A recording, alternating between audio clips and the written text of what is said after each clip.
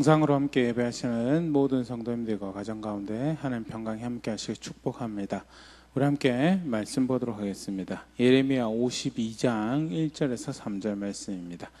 예레미야 52장 1절에서 3절 말씀 우리 함께 읽겠습니다. 시드기야가 왕위에 오를 때 나이가 21세라 예루살렘에서 11년 동안 다스리니라.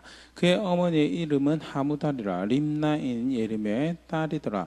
그가 여호야김의 모든 행위를 본받아 여호와 보시기에 악을 행한지라. 여호와께서 예루살렘과 유다에게 진노하심이 그들을 자기 앞에서 쫓아내시기까지 이르렀더라. 시드기야가 바벨론 왕을 배반하니라. 아멘. 우리가 최근 한 2주 걸쳐서 남유다의 멸망에 대해서 우리 함께 살펴보고 있는데요. 지난주는 열왕기하 25장 말씀을 중심으로 해서 25장에 표현되어 있는 이스라엘 멸망의 모습들은 그냥 역사적 저항으로 바벨론에 의해서 예루살렘이 이렇게 짓밟히고 성전이 이렇게 망가졌다라는 그런 표현도 되겠지만, 그보다도 신학적인 측면에서 언약을 파기한 백성에게 미쳐진 심판이 다름 아닌 남유다의 멸망이었다라는 게, 바벨론이 힘이 강해서, 느부갓네살이 힘이 강해서, 또는 마지막 왕들이 잘못해서 그들이 능력이 출중하지 못해 시대를 잘못해서 망한 것이 아니라, 그들의 멸망은 다름 아닌 언약이 신실하지 않은 백성을 향한 하나님의 심판이었다. 이스라엘의 보호가 되시는 하나님이 더 이상 그들과 함께하지 않았고, 그것은 언약 백성인 그들의 언약의 하나님을, 자신의 언약을 하나님을 여기지 않고 함께하는 백성의 자리를 거부하였기 때문에 발생한 일이었다라는 것이 열왕기 25장에 묘사되어 있는 나라가 멸망하는 모습이었다면요, 더불어서 오늘 읽은 말씀에 보면 멸망의 중요한 또 한 축이 뭐였냐, 시드기야가 악을 행했더라라는 표현이죠. 그가 그 전때 왕의 잘못된 본을 쫓아서 하나님 앞에 악을 행하였고, 결국 그 조상들의 아들임을 확인하여 결국 하나님의 심판이 남유다와 이스라엘 백성에게 임하더라라는 것이 본문 말씀의 표현이고요. 그런 측면에서 시드기야를 중심으로 멸망당한 백성의 악한 모습, 죄악된, 하나님을 배신하고 거역하는 죄악된 모습이 무엇인가에 대해서 다시 한 번 더 생각을 해보려고 합니다. 시드기야라는 인물에 대해서 간단하게 다시 살펴보면, 역대상 3장 15절 말씀 보면요, 요시아의 아들들은 맏아들 요하난과 둘째 여호야김과 셋째 시드기야와 넷째 살루미오는 셋째 아들이죠. 조카의 뒤를 이어서 왕이 된 요시아의 아들, 요시아의 아들이라는 것이 그냥 그 아버지가 요시아였다라는 것, 그 이상의 의미를 가지고 있었죠. 그 전후에도 그와 같은 왕이 없었다라고 평가되어지는, 마음과 뜻과 힘을 다해 그렇게 여호와 율법을 준행하며 언약으로 돌이켜 여호와께서 친히 내가 너의 기도를 듣는 너의 하나님이 되어주겠다라고 다시 이야기하며 하나님 앞에 은총을 입은 그 결과는, 그 할아버지 때 약속한 멸망이 요시아 때는 임하지 않는, 내가 요시아의 신앙의 모습을 그렇게 돌이키는 모습을 통하여 다시 그를 백성으로 여기고, 그래서 그때는 심판을 내리지 않겠다고 심판을 연기하는 그런 모습을 보여주는 그 요시아의 아들이었고, 누구보다도 좋은 출발을 할 수 있는, 좋은 토양을, 출발점을 지닐 수 있는 인물 중에 하나였다라는, 하지만 망하는 왕이었고요. 참 비참한 멸망을 당하지. 열왕기 25장 7절, 그들이 시드기야 아들들을 그의 눈앞에서 죽이고 시드기야의 두 눈을 빼고 노사스로 그를 결박하여 바벨론으로 끌고 갔더라. 30대 중반에 아버지가 그 두 눈으로 마지막으로 그 두 눈으로 목격한 것이 10대 초반에 자신의 두 아들이 비참하게 적장에 손에 의해서 목이 베어서 죽임 당하는 것을 보게 되고, 그리고 자신은 두 눈을 잃고 비참한 꼴로 노예로 끌려가게 되는, 포로로 끌려가게 되는 그런 경험을 하게 되는 것이 이제 시드기야의 모습인데요. 도대체 어떤 선택이 그를 이러한 자리까지 이끌게 하였는가? 뭐 쉽게 한마디로 표현하면요, 말을 듣지 않는 신앙이에요. 하나님 말씀을 들을 생각이 없는 신앙이 시드기야 악의 대표적인 모습이에요. 그것이 크게 이제 두 가지로 우리가 보일 수 있는데요. 말을 듣지 않았다라고 하는데 실제로 시드기야는요, 하나님 뜻을 묻는 왕이었습니다. 남유다의 대표적인 선군 중에 하나죠. 여호사밧 왕, 여호와께 그 뜻을 묻는 왕이었는데, 시드기야도 뜻을 묻는 것이 예레미야 선지자를 통해서 여러 번 소개가 되어 있는 대표적으로 예레미야 21장 2절, 바벨론 느부갓네살 왕이 우리를 친히 청컨대 시드기야의 말입니다. 너는 우리를 위하여 여호와께 간구하라. 여호와께서 혹시 그의 모든 기적으로 우리를 도와 행하시면 그가 우리를 떠나리라 하니, 시드기야가 예레미야에게 하는 이야기, 여호와께 우리를 위해 간구해 달라라고, 여호와의 뜻을 물어 달라라고 이야기를 하고요. 그때 여호와의 뜻을 예레미야가 시드기야에게 이야기를 해주죠. 또 예레미야 37장 3절 4절에도 보면요, 시드기야 왕이 셀레마의 아들 여후갈과 마세야의 아들 제사장 스바냐를 선지자에서 예레미야에게 보내 청하되 너는 우리를 위하여 우리 하나님 여호와께 기도하라 했으니, 그때 예레미야가 갇히지 아니하였으므로 백성 가운데 출입하는 중이었던 하나님 뜻을 구하고 하나님 은총을 구하는, 은혜를 구하는 그런 바른 신앙의 겸손한 자세를 보여주는 그런, 마치 묻는 것과 같아요. 시적 묻죠. 하나님 뜻을 구하는. 예레미야 38장에도 사실은 그 뜻을 묻는 그런 모습이 기록이 되어 있는데요. 뜻을 물었으면, 여호사밧의 경우에도 아주 바람직한 신앙의 모습이지 않습니까? 근데 여호사밧의 경우와 다르게 시드기야의 경우는요, 뜻은 물었는데 듣지는 않는 왕이었다라는 것이. 예레미야 37장 17절 18절, 시드기야 왕이 사람을 보내어 그를 이끌어내고 왕궁에게 그에게 비밀이 물어 이르되 여호와께로부터 받은 말씀이 있느냐. 예레미야가 대답하되 있나이다. 또 이르되 왕이 바벨론 왕의 손에 넘겨지리되, 예레미야가 다시 시드기야 왕에게 이르되 내가 왕에게나 왕의 신하에게나 이 백성이 무슨 죄를 범하였기에 나를 옥에 가두었나이까.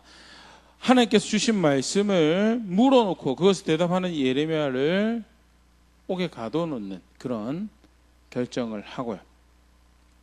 30장 같은 교체에서 다른 사람 손에 넘기지 말고 다른 옥에 가둬달라라고 이야기할 때 그 청을 받아들여서 예레미야가 당장 이렇게 죽는 자리로 가도록 그렇게 하지는 않습니다. 하지만 가둬버리는, 하나님 뜻을 묻는다고 하고 정작 그 뜻을 이야기하는 예레미야를 가둬놓는 그런 결정을 하였던 것이 시드기야의 모습으로 기록이 되어 있고요. 예레미야 38장 24절은 좀 더 노골적이죠. 시드기야가 예레미야에게 이르되 너는 이 말을 어느 사람에게도 알리지 말라. 그리하면 네가 죽지 아니하리라. 라면서요, 분명 하나님께서 예레미야를 통해 주시는 말씀을 예레미야에게로부터 들었어요. 그럼에도 불구하고 그 말을 순종하기보다는 이 말이 너의 입을 통하여 누설이 되어 내가 다른 사람을 통해 이 말을 듣게 되고 그걸로 인해서 내가 하나님 뜻을 따르지 않는다라는 것이 드러나게 되는 그런 일이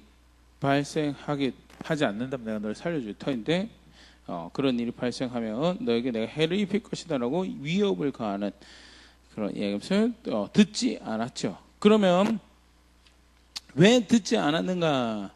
구체적으로 그 이유에 대해서는 나오지 않지만요, 예레미야의 기록을 통해서 시드기야가 가지고 있었던 다른 여러 가지 듣지 않는 뭐가 될까, 핑계거리 또는 듣지 않을 수밖에 없는 그의 상태에 대해서 보일 수 있는 저항들인데, 첫 번째 모습을 보면요, 거짓 선지자들에게 귀를 기울이는 왕의 모습을 보일 수 있습니다. 구체적으로 그 왕의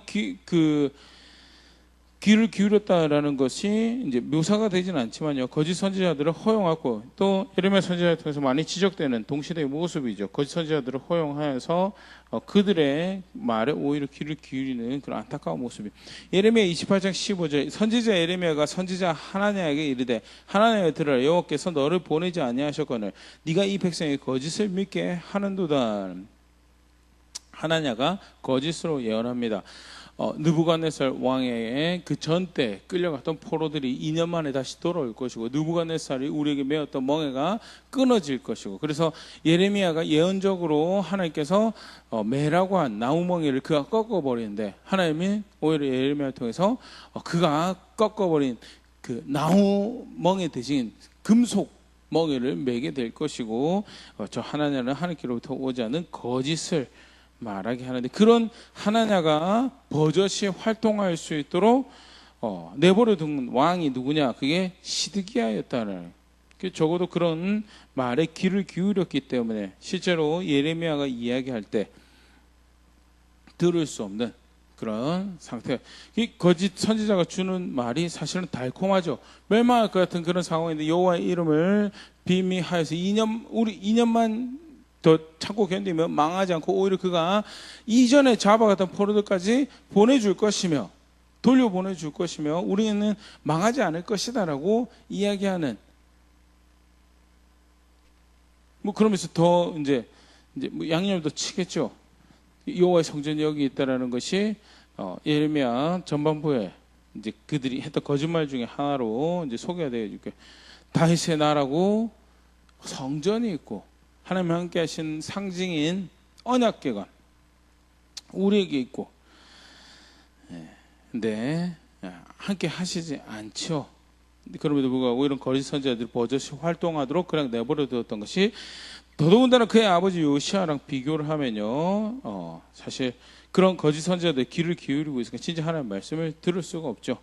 열왕기하 23장 24절 요시아가 또 유다 왕과 예루살렘에 보이는 신접한 자 점쟁이 드라빔과 우상과 모든 가진 것을 다 제거하였으니 이 큰 제사장 hil기야 이 큰 대제사장 hil기야가 여호와의 성전에서 발견한 책에 기록된 율법의 말씀을 이루려 함이라. 율법의 말씀이 이루려 하는 모습 중에 하나로 그가 선택한 것이 신접한 자 점쟁이를 나라에서 없애버리는 그런 선택을 하는데 신접한 자 점쟁이 환상 보는 자 뭐가 됐든 율법책에 기록된 것 말고 율법책에 순종할 수 없도록 다른 메시지를 주는 것들에 대해서 제거를 해버리는 그런 결단을 하고 그래서 마음과 뜻과 힘을 다하여 온전히 주의 말씀을 따라 살며 그 언약의 신실한 백성이 우리가 되기 원합니다라는 고백을 했던 아버지의 자식으로서 버젓이 거짓 선지자들을 허용 거짓 메시지를 온 나라 가운데 허용하며 정작 귀를 기울여야 돼. 마음을 모아서 경청하고 생각을 드리고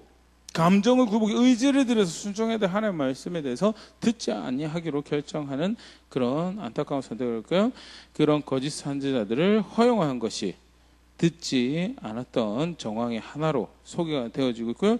두 번째 또 왜 듣지 않았는가라고 할 때 이 시드기야 정황으로 성경에서 소개하고 있는 모습 중에 하나가 다른 신뢰하는 것이 있었다라는 것이 다른 신뢰하는 귀에 등장하는 것이 이집트를 신뢰했다는 예레미야 32장 7절에서 8절 말씀은요 이스라엘의 하나님 여호와께서 이와 같이 말씀하시노라 너희를 보내어 내게 구하게 한 유다의 왕에게 아뢰라 시드기야 너희를 도우려고 나왔던 바로의 군대는 자기 땅 애굽으로 돌아가 있고 갈대아인이 다시 와서 이 성을 쳐서 빼앗아 불사르리라 하면서 도우려고 왔던 이집트 군대는 다시 이집트로 돌아가 버릴 거고 실제로 느부갓네살이 너희를 멸망시킬 것이다 라고 이야기하시는 말씀이고요. 이집트가 아무런 대가 없이 그냥 도울까요? 아니죠. 쉽게 말해서 그 이집트와 남유다 사이에 시드기야 사이에 어떤 조약을 맺었고 어떤 유대 관계를 맺었던 것이 그래서 이제 표현이 바벨론 왕을 배반했다라는 표현도 사실 한편 이런 누앙스를 이제 보여주는 그런 표현이라고 볼 수 있는데요. 이집트를 의지를 하였죠. 조금 그 앞선 세대의 선지자 히스기야를 통해서 이집트의 원조를 보내고 이집트의 도움을 청하는 이집트를 의지하는 병거와 칼과 말을 의지하는 하나님을 신뢰하는 것이 없는 신앙의 모습에 대해서 하나님 철저하게 대적하시는 것들에 대해서 이미 이야기를 들었을 터라고 생각이 되어지고요. 그것이 아니더라 하더라도 모세의 율법만 가져도 그 아버지 때 다시 복구하고 귀를 기울이게 되는 하나님 말씀에 모세의 율법 같은 경우만 하더라도 병거와 칼을 신뢰하고 병거의 칼을 힘으로 삼지 말라라는 것이 이스라엘 백성의 왕에게 리더에게 주시는 말씀이었는데 이 병거와 말을 의지해서 이집트의 신뢰를 이집트의 구원을 이집트의 소망을 두고 있었던 정황이 표현이 되어 있고요. 그러한 분위기가 나라 전체 팽배했던 모습을 이제 하나 엿볼 수 있는 게 예레미야 42장 13절 16절 말씀인데요. 그러나 만일 너희가 너희 하나님 여호와의 말씀에 복종하지 아니하고 말하기를 우리는 이 땅에 살지 아니하리라 하며 남유다 땅에 살지 않겠다라고 하고 어디로 가냐면 14절 또 너희가 말하기를 아니라 우리는 전쟁도 보이지 않으며 나팔 소리도 들리지 않으며 양식이 궁핍도 당하지 않은 애굽 땅으로 들어가 살리라 하는도다.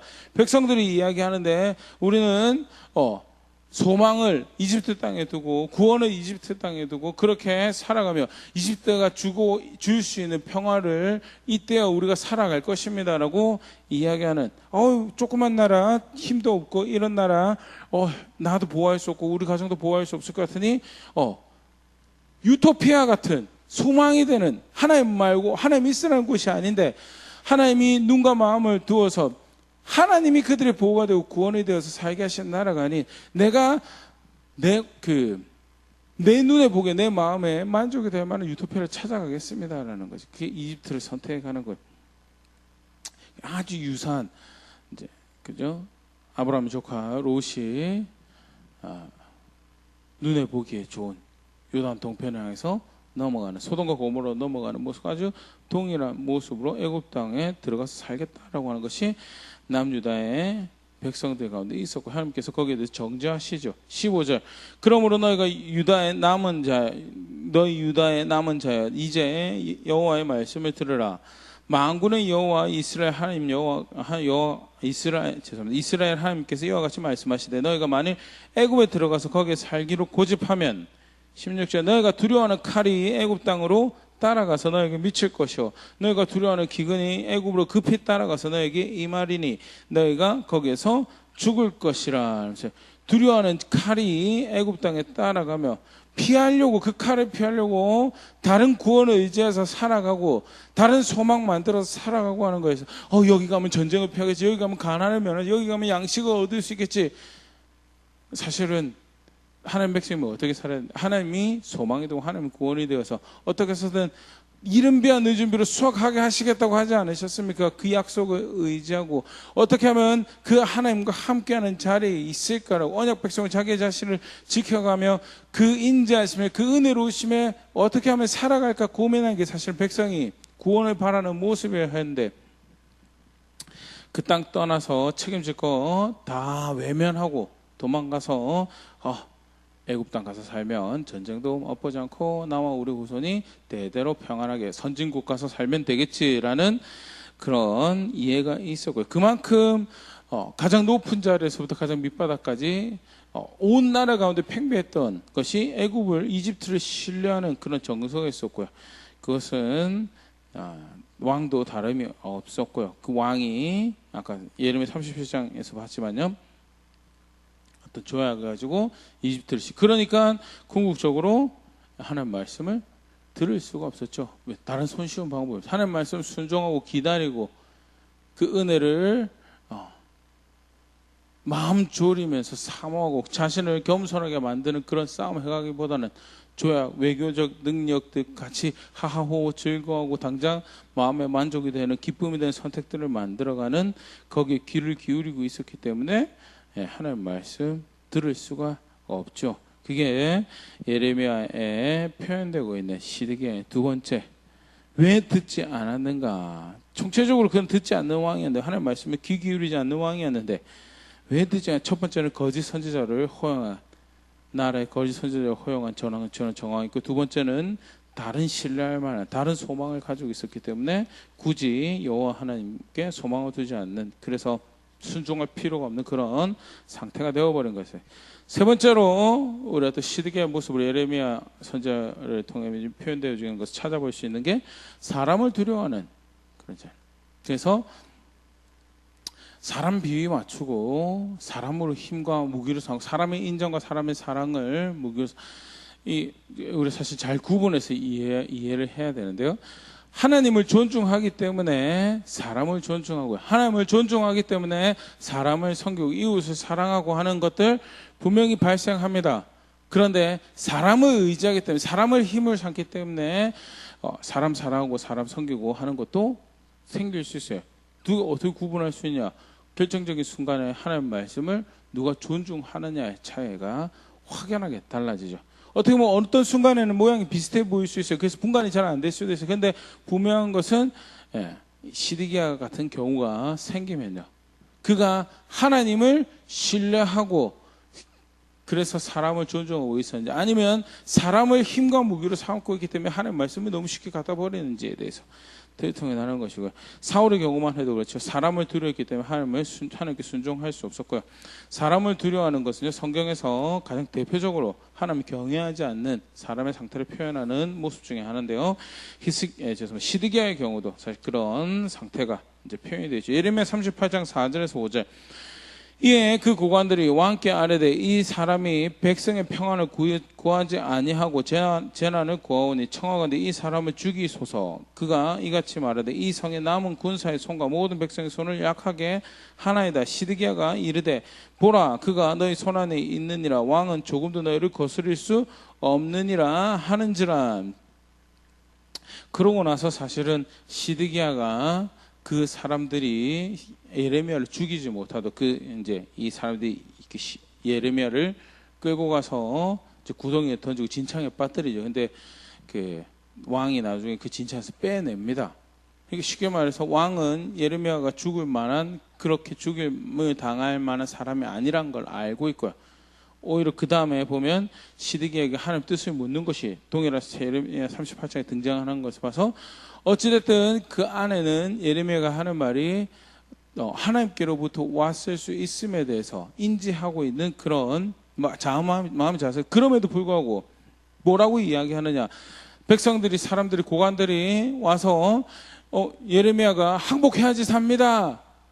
항복해야지 삽니다. 우리 이렇게 버티고 있으면 다 죽습니다라고 이야기할 때, 저 사람 하는 말이 우리 민족을 사랑하는 것 같지 않습니다. 우리의 자긍심을 버리는 겁니다.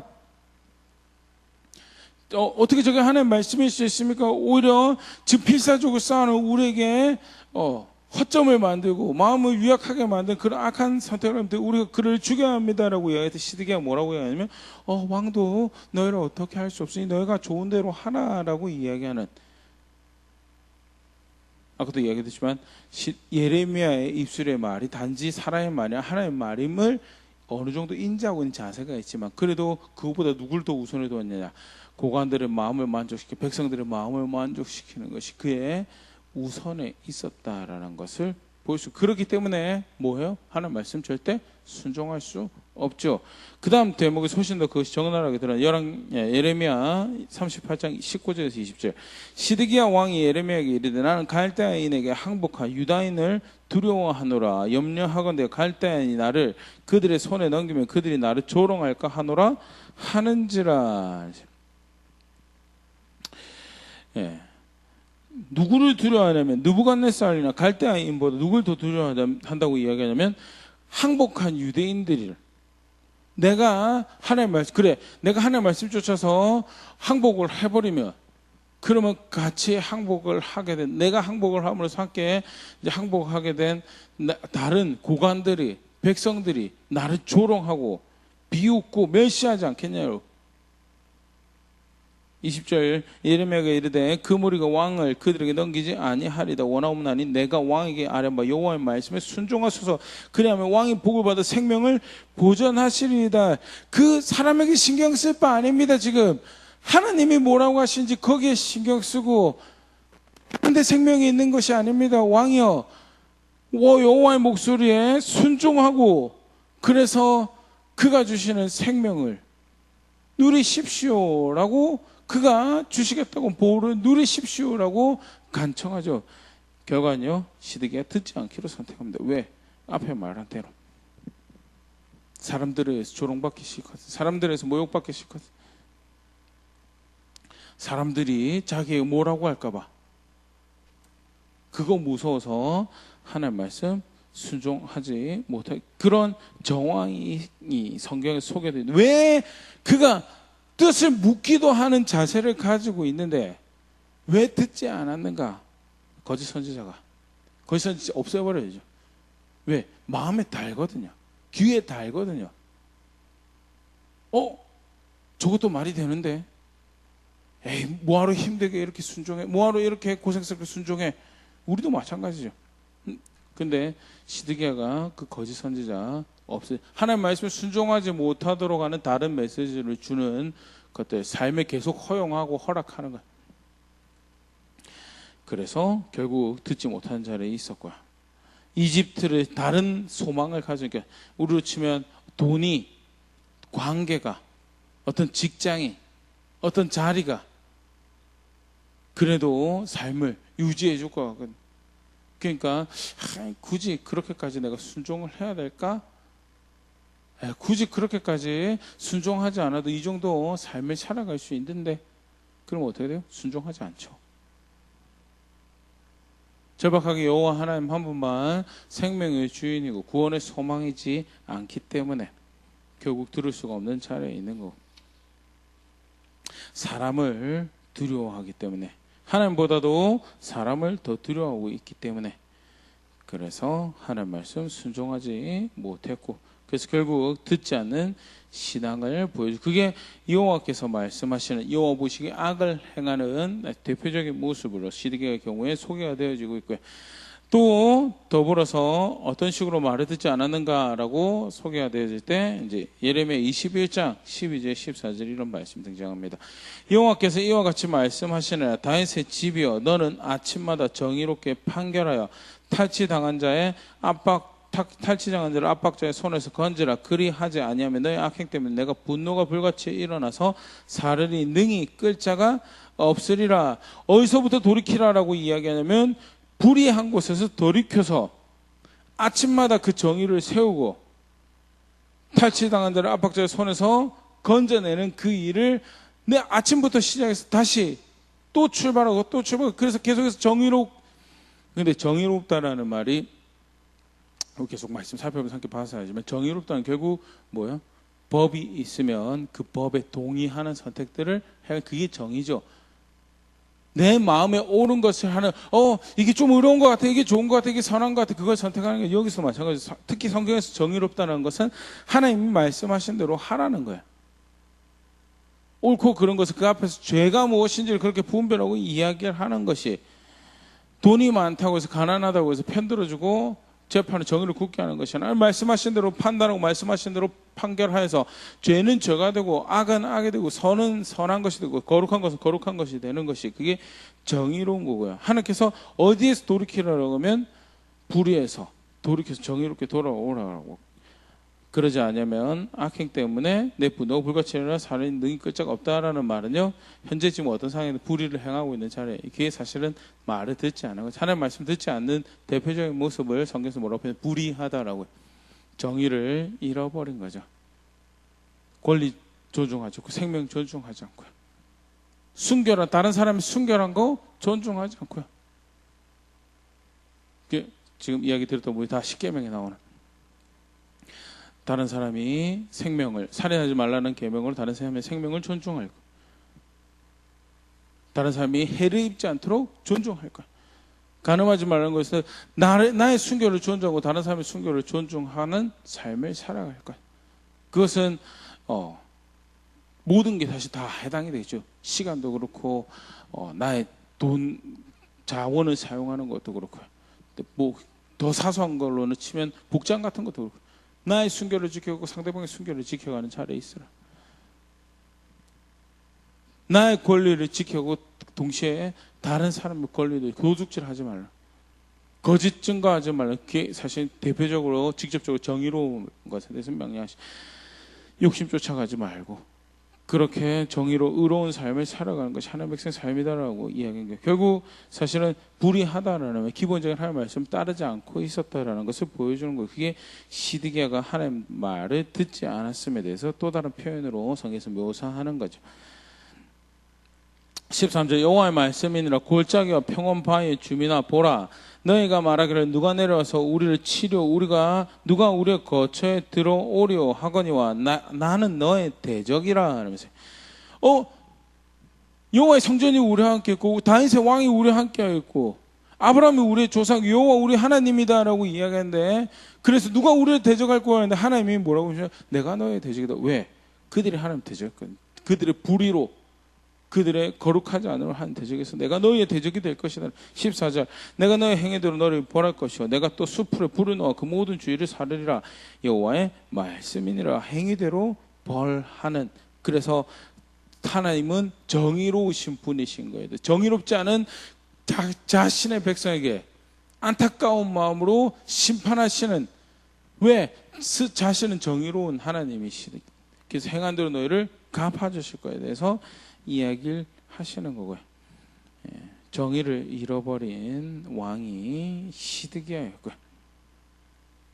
그렇게 하나님 말씀 듣지 않았다. 예레미야 22장 3절 여호와께서 이와 같이 말씀하시되 너희가 정의와 공의를 행하여 탈취당한 자를 압박하는 자의 손을 건지고 이방인과 고아와 과부를 압작을 학대하지 말며 이곳에 무잔피를 흘리지 말라. 돌이켜야 되는 현 주소가 어디냐? 정의와 공의를 행하지 않던 곳에 정의와 공의를 행하고 압박하는 자, 탈취당한 자를 신원하는 자리에 있으며 긍휼히 여겨야 될 이방인과 고아와 과부를 돌보는 그런 자리에 있는,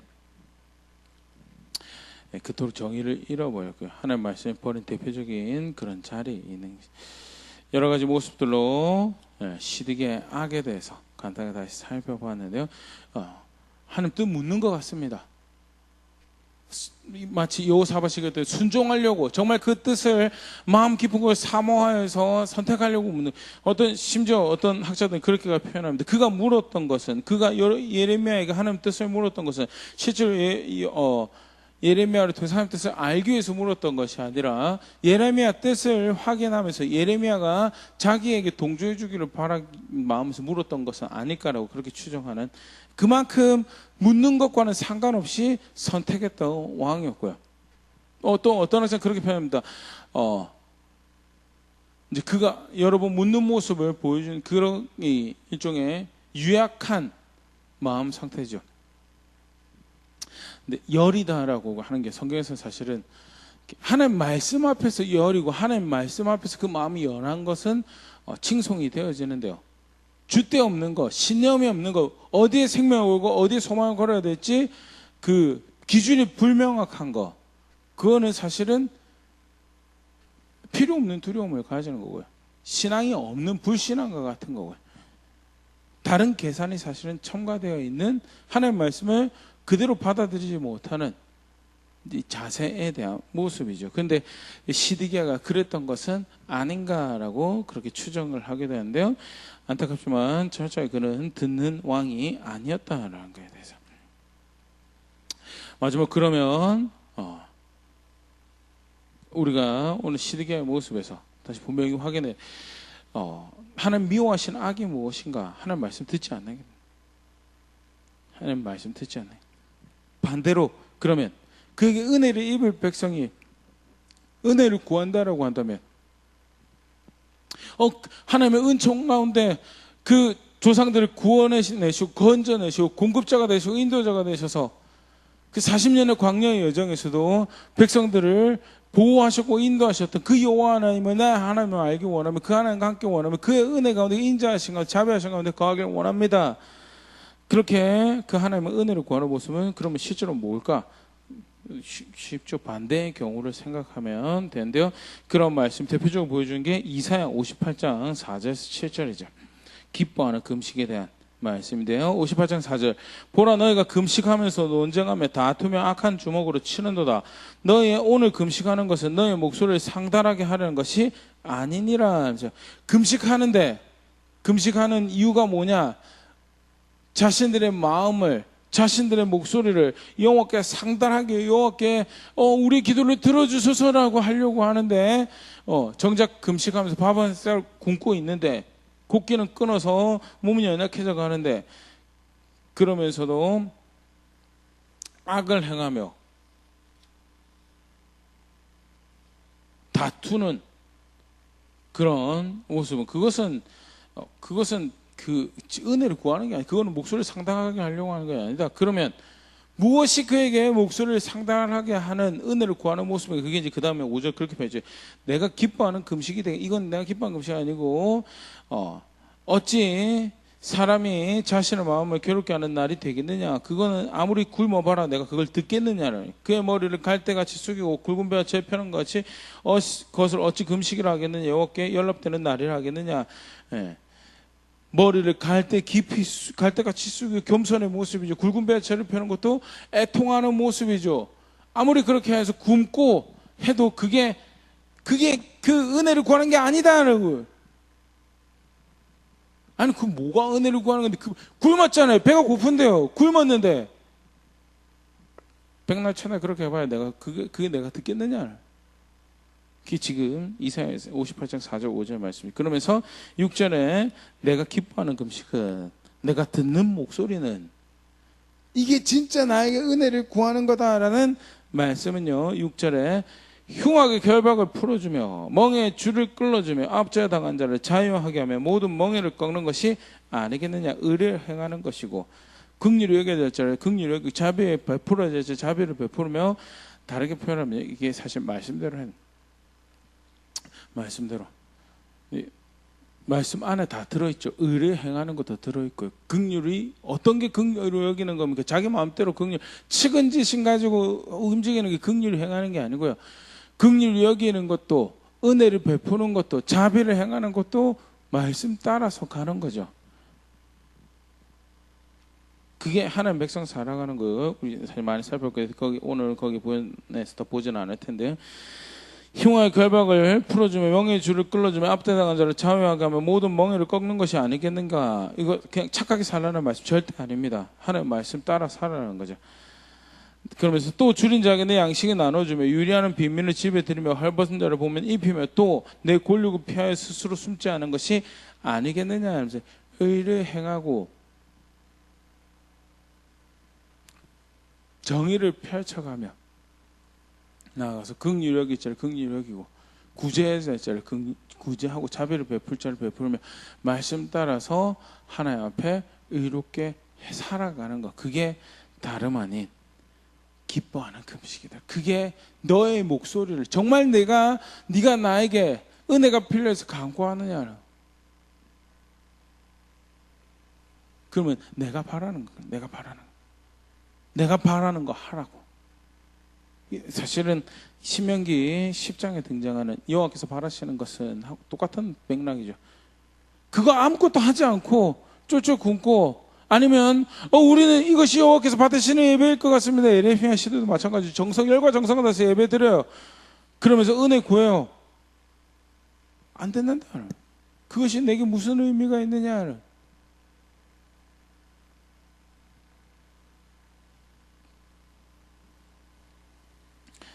아까 좀 전에도 그랬죠. 여호와께 연락될 날이라고 이야기하지 말라. 아무리 머리 쓰고 굵은 배 뒤집어 쓰고 죄를 펴고 곡기를 끊고 하여도 그 연락되지 않을 것이다. 여기 사실 언약 백성이 무엇으로 하나님의 은혜 가운데 살아가는 것인지 다시 한번 더 분명히 보시고 반대로 시드기의 경우는요. 무엇이 실제로 그 언약을 파괴하여서 하나님의 진노의 심판의 자리에 서는 건가에 대해서 다른 거 아닙니다. 말씀대로 살아가느냐 살아가지 않느냐. 지난 시간은 나라 전체의 모습을 통해서 봤다면 오늘은 그 개인의 모습 안에서 안타까운 모습이죠. 하지만 성경에서 기록하시면서 절대 이런 자리 가지 말라라는 것. 절대 이런 자리 가지 말라. 구약에만 해당되는 건 신약도 마찬가지예요. 신약도 마찬가지고요.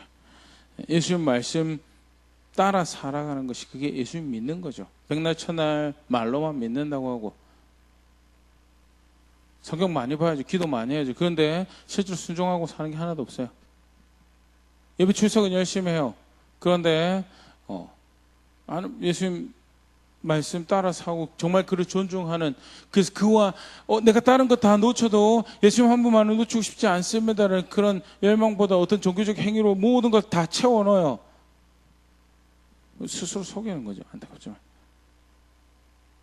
하나님 사랑하는 것처럼 포장을 할 수, 궁극적으로는요, 껍데기만 가지고 하나님을 속이려고 덤벼드는 모습이고,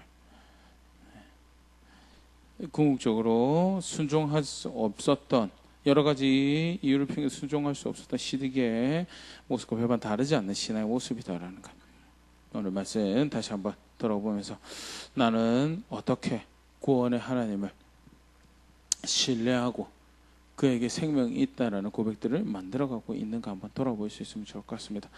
직접적인 모습으로는 혹시 시드기야처럼 거짓 선지자의 내 삶을 허용하고 하나님 말씀보다는 다른 복음이 있고 다른 소망이 있을 것처럼 그렇게 살아가고 있지는 않은지, 어떻게 해서든 말씀에 순종하라라고 권면하고 말씀에 순종하라라고 좀 쓴소리 같지만 그런 거 이야기해주는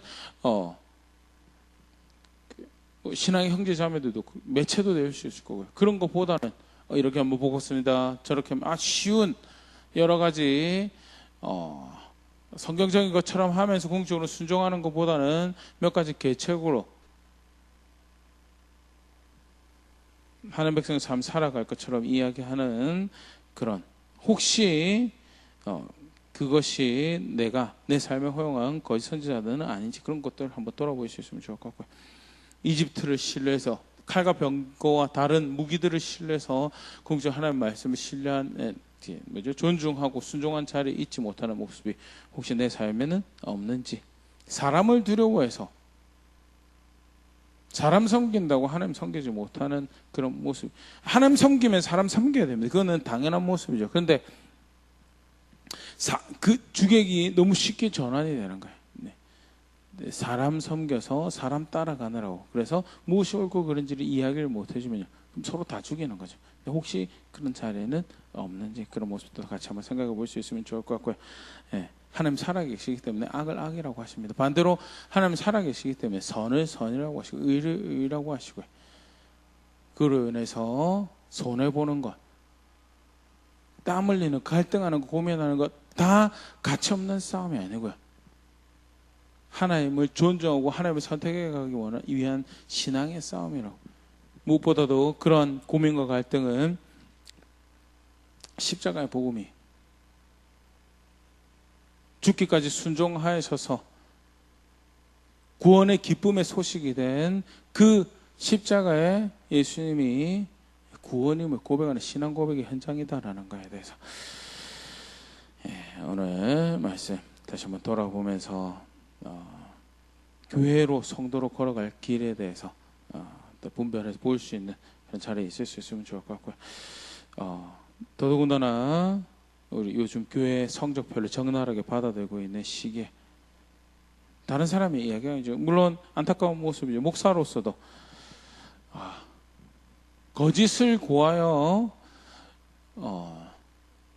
이웃의 생명에 큰 해악을, 나라에 큰 해악을 입히는 그런 선택을 했다는 거예요. 정말 부끄러운 모습, 안타까운 모습이고. 근데 개인적으로는 그런 뉴스 보면서 사실은 그들만의 모습이 아니다라는, 아담의 후에 우리의 본성이, 예수 교회 1, 2년 다니신 분들 아니셨을 것 같고요, 뉴스 등장하시는 분들. 근데 결국 내 본성이 우리의 본성인데, 나는 저런 순간에 갔을 때 바른 선택을 할 만큼 그렇게 하나님 말씀 앞에서 나의 욕심을 주려고, 나의 원함을, 나의 감정을, 나의 의지를 다스려가는 그런 삶을, 그 자리에 가서 거짓을 고하지 않고 의를 사랑하고 정의를 사랑해서 정직을 선택할 수 있는 그런, 충분히 하나님 말씀에 건강한 자신을 만들어가고 있는지, 그런 부분들 생각해 보게 되는데요. 요즘 성적표 앞에서도 오늘 말씀 가지고 다시 한번 돌아오면서 진정 그 하나님을 신뢰하고 하나님을 사모하고 사랑하는 자리에 있는 하나님 백성인가, 그렇다면 내가 무엇을 선택하고 무엇을 열정 가지고 걸어가야 되는 것인가, 다시 한번 분명할 수 있으면 좋고, 그렇게 교회로 성도로 하면서 걸어갈 걸음들 걸어가며 그런 고백들 만들어가는 제가 우리가 될 수 있으면 좋을 것 같습니다.